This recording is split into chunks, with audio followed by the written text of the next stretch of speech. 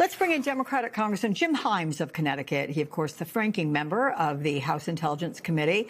Welcome, Congressman. Let me quickly start on the reaction you have to news of John Bolton's guilty plea. Again, a reminder, sir, that he's going to have a fine of $2.25 million, and he faces up to 60 months in jail or prison for his actions. Yeah, Alex, you know, one of the challenges of this administration is that so many prosecutions have been attempted for obviously partisan and political things. I mean, you were talking about Todd Blanche. This is the guy who re-indicted James Comey for taking a photograph of a bunch of seashells on a beach that said 8647. Like so many of these cases, that one will be thrown out. I'm not going to get into details, but I am going to tell you that in this instance, John Bolton pleading guilty, first of all, that tells you that there was a there. And secondly, though, I'm not going to get into details. Based on the information I have, I do believe that John Bolton actually very substantially mishandled classified information. So this is going to be one of those instances where we can, you know, ask how this guy's going to be treated relative to General Petraeus. But in this case, there was, in my opinion, some pretty significant mishandling of classified information. All right, well, let's circle back to Todd Blanche's nomination. In the middle of this fight over the anti-weaponization fund, you have multiple Republican senators who say they are not satisfied with Blanche's claim, merely in words, that this fund is dead. Take a listen. I just think it's bad. It's bad optics for the president. It's bad optics for Republicans in its current form. We got to either eliminate it, streamline it, guardrail it. It can't go in its current form. And if that's the only choice we should have, we should eradicate it. I want to make sure it's not mostly dead. I want to make sure it's completely dead. Again, they're going to have to take Blanche's word for it because there's nothing in writing to support this. But given all these concerns, do you expect Republican senators to vote against Blanche when push comes to shove?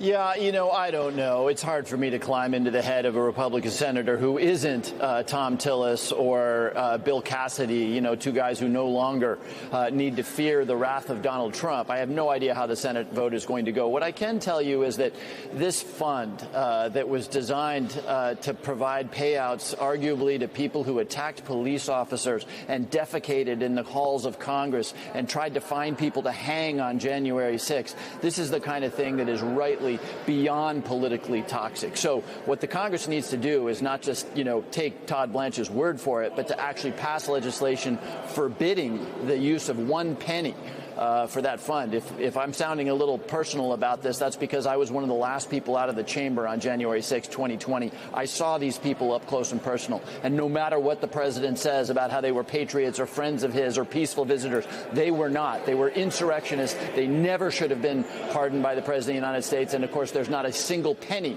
of taxpayer dollars that should find their way to that group of people. Well, Congressman, it is not just the weaponization fund that the president has his hand in. Blanche has made it perfectly clear that this DOJ is Trump's DOJ. Take a listen. We have thousands of ongoing investigations and prosecutions going on in this country right now. And it is true that some of them involve men, women, and entities that the president in the past has had issues with and that believe should be investigated. That is his right, and indeed it is his duty to do that. What can Democrats do to ensure the DOJ does not become even more of an arm of the president's vendetta machine? And what damage has been done to the DOJ's reputation as an independent entity free of political influence? Well, I'll tell you, a pretty good first step would be to play that last 10 seconds of Todd Blanche saying that the president has the right and, in fact, the duty to direct the Department of Justice to prosecute his opponents. I mean, any non-terrified Republican and every single Democrat should look at that, because for generations now, the idea has always been that the Department of Justice, with its power to destroy American lives just through an investigation, forget about a prosecution, you know, has to be independent. It cannot be used as the tool, a political tool of the president. And there's Todd Blanche, nominated to be Attorney General, saying, no, it's the political tool of the president. And we know that that's what he's doing. Again, back to what I pointed out at the start of this interview, this guy decided to prosecute Jim Comey for taking a photograph of a bunch of seashells, which might be interpreted as being angry at the president of the United States. And look, let me take it to my world right now, because in my world, intelligence, you know, this president nominated as acting director of national intelligence Bill Pulte. right? Bill Pulte, who has precisely zero national security or intelligence experience, but has distinguished himself for using his sort of esoteric and bizarre office atop an agency that no American has ever heard of, the FHFA, to go after Adam Schiff, to go after Letitia James, to go after a governor of the Federal Reserve Board. What we're seeing here is an absolute 100% priority put on people who will prosecute the president's enemies. This is the kind of stuff that we expected in Bolivia in 1965, not in the United States of America in the 21st century. Couple questions there, because isn't it a law that the person who serves in this kind of a role must have some sort of intelligence experience? And also, your counterpart on the Senate Intelligence Committee, Senator Mark Warner, is urging Senate Majority Leader John Thune to get Trump to revoke Pulte's appointment, saying Democrats could tank a spy powers deal. If not, would you support that move?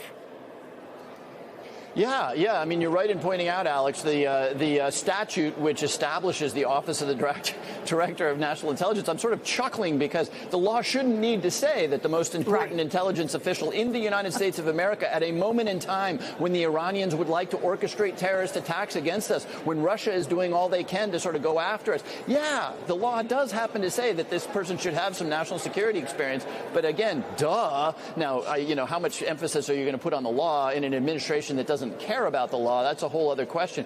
But look, Mark Warner is right, and I've been talking to him.